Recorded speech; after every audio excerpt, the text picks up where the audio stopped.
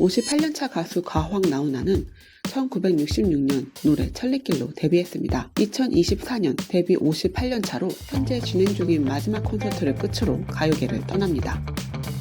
나훈아는 싱어송라이터로 셀 수 없이 많은 히트곡을 내놨습니다. 앨범을 무려 200장 이상 냈고 2600곡가량의 노래를 발표했습니다. 그중 800곡 이상은 그의 자작곡으로 보컬 실력뿐만 아니라 작사, 작곡에도 능했습니다. 젊은 세대에까지 널리 알려진 땡벌 또한 그의 자작곡 중 하나입니다.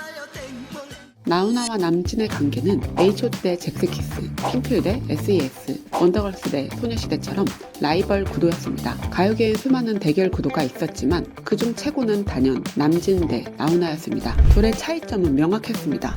남진은 세련된 도시 미남 이미지로 대중성이 강했고 집안의 재력 또한 어마어마했습니다. 나훈아는 투박한 이미지의 싱어송라이터로서 음악성을 더 어필했습니다. 둘의 가수 활동도 아주 다르게 진행되었습니다. 남진은 TV 출연도 많았고 후배들과도 자주 협업하는 등 대중에게 자주 얼굴을 비추었습니다. 그러나 나훈아는 신비주의로 TV에서 얼굴을 보기 아주 힘들었습니다. 콘서트에 가야만 그를 볼 수 있었습니다.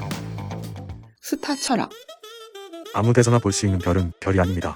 그는 확실한 스타 철학이 있었습니다. 별은 하늘에서 반짝반짝 스스로 빛나야 합니다. 빛나려면 항상 닦아야 합니다. 라는 신조가 있었습니다. 콘서트가 아니면 보기 힘들기 때문에 그의 콘서트 티켓팅은 아주 치열합니다. 내가 저 동네 아저씨 같다면 사람들이 돈 주고 시간 버려가면서 왜 보러 옵니까? 공짜 표 줘도 안 올 겁니다. TV에도 잘 안 보이고 보려 해도 방법이 없고 보고는 싶은데 이럴 때 사람들이 보러 오게 되는 겁니다. 우리는 스타입니다. 우리는 꿈을 파는 사람들. 이라고 말하며 내가 가야 할 자리를 골라서 결정할 수 있어야 합니다. 나는 누가 말해도 설 자리가 아니면 절대 안 섭니다. 라고 덧붙였습니다. 공연 신조. 과거의 가수들은 삼성가에서 두세 곡을 공연하면 3천만 원 정도의 출연료를 받았습니다. 상당히 고가의 출연료였는데도 불구하고 나훈아는 나는 대중예술가다.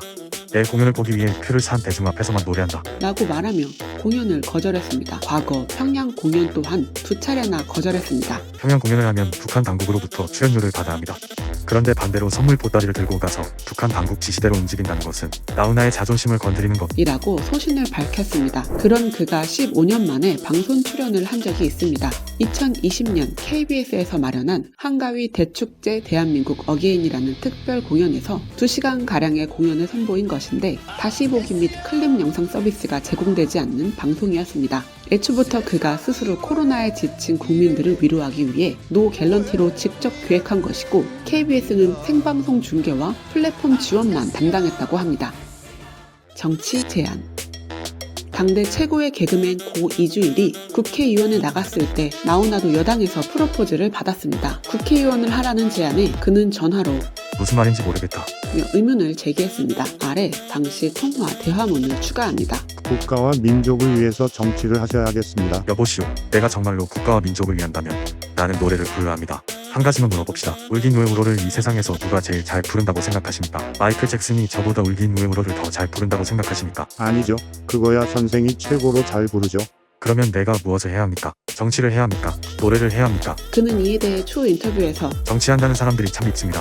내가 뭘 하는 사람인지 뭘 하면 나라에 도움이 되는지를 생각 않고 저놈 인기 있으니 내보내면 당선되겠다. 그럼 우리 당이 한 석 더 차지한다. 이런 생각만 하고 있는 거 아니겠습니까? 라며 한국 정치에 대해 쓴소리를 뱉었습니다.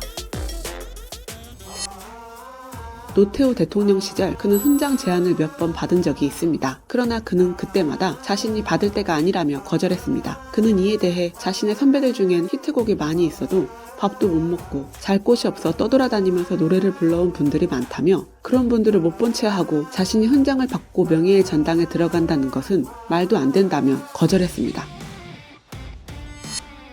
기자회견. 2008년 그는 안 좋은 루머에 휩싸여 그 의혹에 답변하고자 기자회견을 열었습니다. 그 당시에는 잘못된 기사 하나로 연예인을 은퇴시킬 수도 있는 시절이었습니다. 더불어 연예인들도 명예훼손이나 허위사실 유포에 관한 기사에 무대응으로 일관하는 것이 일반적이어서 기자의 힘이 아주 강력했던 시절이었습니다. 그런데 그는 기자회견 자리에서 루머 해명을 위한 파격적인 행보를 보이며 동시에 기자들에게 여러분들이 팬으로 사람을 죽이는 겁니다. 라고 강하게 비판했습니다. 소신 발언. 위의 내용들을 보면 알다시피 그는 자신의 신념을 굳게 지키며 할 말은 하고 사는 사람입니다. 15년 만에 출연한 KBS 방송 때도 개런티 없이 진행하는 대신 KBS로부터 공연 중 자신이 하는 말을 하나도 편집하지 않을 것을 약속받았다고 합니다. 1996년 일본 오사카 공연에서는 관중들과 함께 캐지나 칭칭나네를 합창하던 중 빨리 합니다. 빨리. 누가 뭐라도 우리 땅 독도는 우리 땅. 이후 일본 우익 세력들에게 살해 협박을 받기도 했는데 그는 때리 치기려면 치기부락 해라. 라고 응대했다고 합니다. 절대 후회도 안 합니다.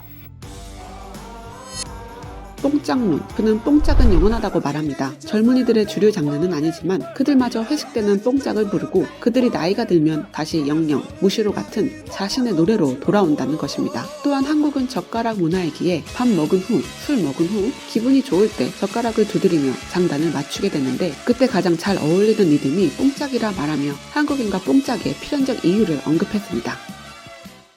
박수 칠 때 떠난다. 그는 오래전부터 은퇴를 꿈꿔왔습니다. 그는 한 인터뷰에서 조용히 노래를 접고 보통 사람으로 사는 것을 가장 하고 싶은 일로 꼽기도 했습니다. 또한 자신이 가수 생활을 하며 아주 비싸게 굴었다면서 내 노래 들으려면 얼마네? 라고 하면 세상이 그걸 받아주어 왔다고 말했습니다. 그러나 언젠가 그래? 그럼 그만둬 라고 하는 날이 올 거라며 그 전에 스스로 먼저 그만둘 것임을 결심해왔다고 덧붙였습니다. 그렇기에 그는 현재도 여전히 가황이라 불리며 엄청난 사랑을 받는 가수임에도 불구하고 때일은 은퇴를 하기로 결정한 것 아닐까 싶습니다.